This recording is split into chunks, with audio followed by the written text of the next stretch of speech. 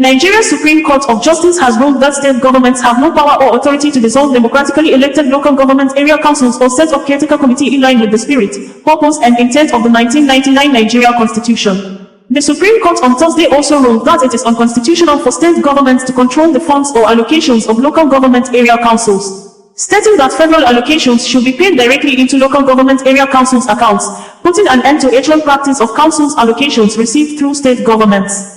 The judgment delivered by Justice Emmanuel Ajim on Thursday, the Apex Court declared that it is unconstitutional for state governments to withhold and utilize allocations meant for local government areas without transferring the funds to them, as mandated by Section 162(3) of the Constitution. The Supreme Court ruled that the federal government must pay funds allocated to local governments directly to the respective local government areas, which are to be managed by democratically elected officials. A 7-man panel of the Apex Court led by Justice Garba Lawal passed the judgment after hearing the case in which all the 36 state governors were made the defendants by the federal government. Last month, the Supreme Court had resolved its judgment in a lawsuit brought by the Attorney General of the Federation and Minister of Justice, Lateef Fagbemi, SAN, to call for local government's autonomy in the country. The suit filed by Fagbemi seeks full autonomy for the local government areas in the country. The government asked the Apex Court to ban state governors from arbitrarily dissolving democratically elected local government councils. The Nigerian government also asked the Apex Court to stop the governors from maintaining joint accounts with local governments, describing it as unlawful and in violation of the provisions of the Constitution. The federal government also wants the Supreme Court to prohibit governors from forming caretaker committees to manage local governments in violation of the Constitution's recognized and protected democratic system.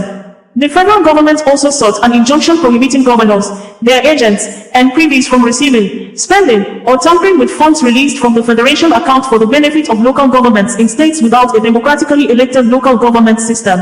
According to the suit, Nigeria as a federation was created by the 1999 Constitution, as amended, with the president as head of the federal executive arm, swearing on oath to defend and give effect to sections of the Constitution. The Apex Court had earlier given 36 defendants 7 days to file their defense and also given the AGF 2 days to file his reply upon receipt of the governor's defense. The Supreme Court judgment delivered by Justice Emmanuel Ajim on Thursday described the age-long practice by governors as a violation of the 1999 Constitution. The Supreme Court thereafter barred all state governors in Nigeria from dissolving democratically elected local government councils in the country. The suit by the AGF was on 27 grounds. A careful analysis of the Supreme Court rulings indicated that the Apex Court orders the federal government to henceforth withhold allocations to local governments governed by unelected officials appointed by the governor. The Apex Court barred the federal government from further paying local government allocations through the state governments since the practice has been abused by governors. Close watchers said that the 774 local government areas in the country always experience undemocratic practices from state governments. Over the years, according to them, efficient governance at the level of the third tier of government has been hampered by the overbearing influence of state governors.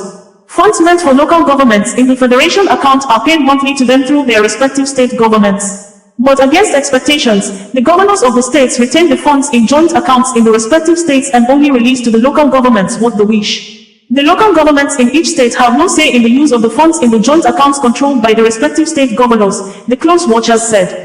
The Office of the Attorney General of the Federation and Minister of Justice had instituted the suit at the Supreme Court, seeking an order to better guarantee the independence of the local governments. In the suit marked SC-CB 343/2024, the federal government urged the court to issue an order prohibiting state governors from embarking on unilateral, arbitrary and unlawful dissolution of democratically elected local government leaders.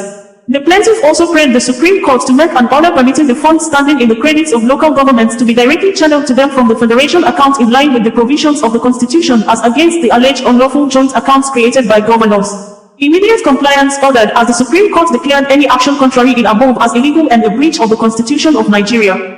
Meanwhile, the Conference of Nigeria Political Parties, CNPP, has commended the Supreme Court of Nigeria for its landmark judgment barring state governors from withholding funds meant for local government administrations. A statement signed by the CNPP's Deputy National Publicity Secretary, Comrade James Ezema, notes that for far too long, governors have usurped the powers and resources of local governments, stifling grassroots development and perpetuating poverty.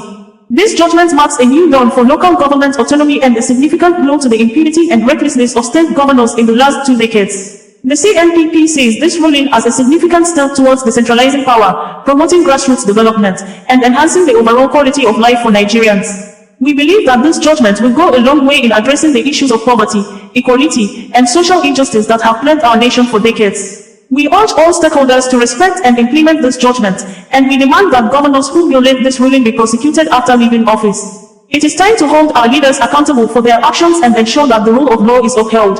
The CNPP calls on the federal government to ensure the immediate release of funds due to local governments directly to their respective accounts and to monitor their utilization to prevent further abuse. We also urge civil society organizations and the media to join us in holding governors accountable for their actions. This judgment is a testament to the power of the judiciary in upholding the Constitution and protecting the rights of the people. We commend the Supreme Court for its courage and commitment to justice. The CNPP calls on governors who are yet to conduct local government elections to end the unconstitutional practice of appointing caretaker committees and immediately allow for the conduct of free, fair, and credible local government polls in their states or forfeit the local government allocations until a democratically elected local government system is in place. This ruling is a resounding victory for democracy, national development, and the long-suffering people of Nigeria, CNPP stated. OsazuwaAk Radio, bringing you the news in a more digital way.